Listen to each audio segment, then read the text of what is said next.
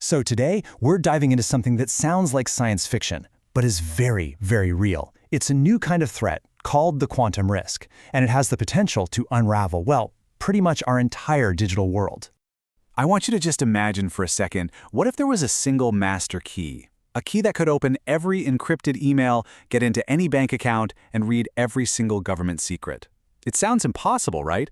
But what if I told you that key was right on the verge of becoming a reality? Well, the key itself doesn't exist, not yet anyway. But the tool that can create it, that is absolutely being built right now. It's a revolutionary new kind of computer, and its existence is about to change everything we thought we knew about cybersecurity. So, what is this crazy new threat? It all comes down to this new type of machine, the quantum computer. And its speed.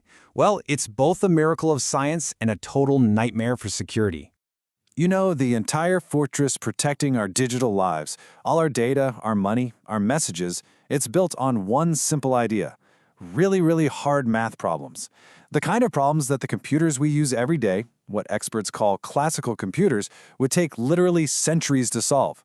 Our safety depends on these problems being practically unbreakable.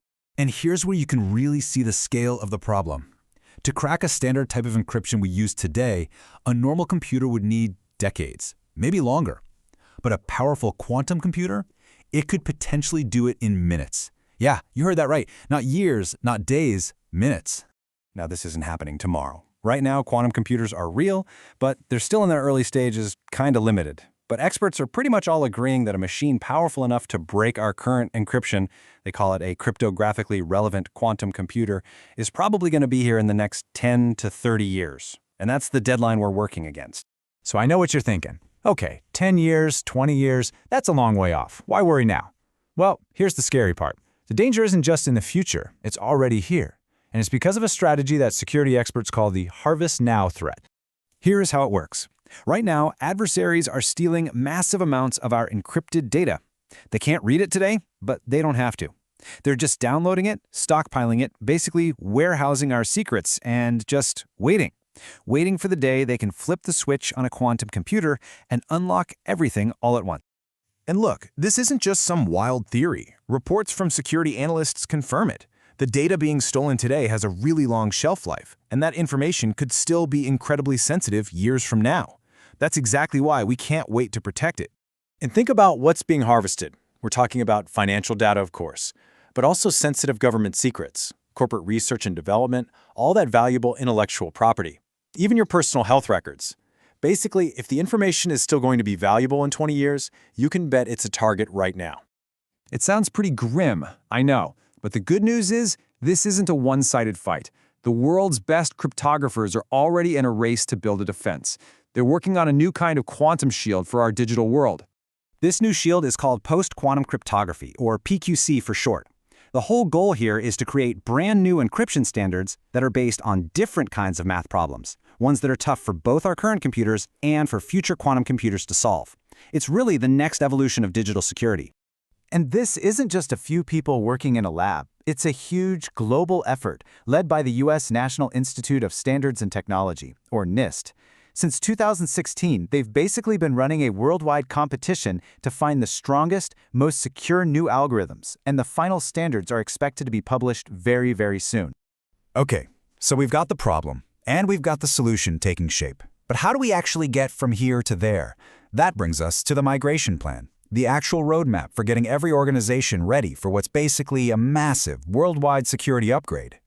For any company or government agency, the whole process really boils down to 3 key steps. First, they have to do an inventory. I mean, you can't protect what you don't know you have, right? So they have to find every single place they're using encryption.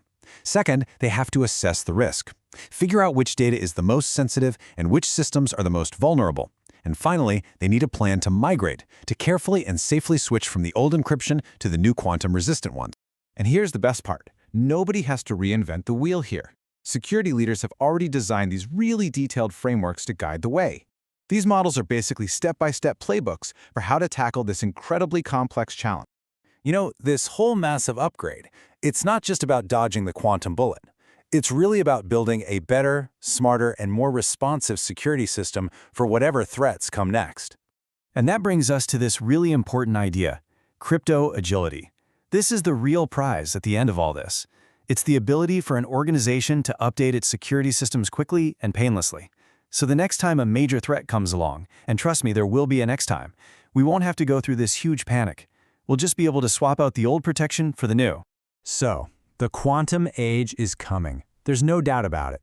It promises incredible things, but it also brings these unbelievable risks. The work to get ready is happening right now, everywhere from global standards bodies down to individual companies. The plan is there, the tools are being built, but the real question is, will we act fast enough? Are we going to be ready?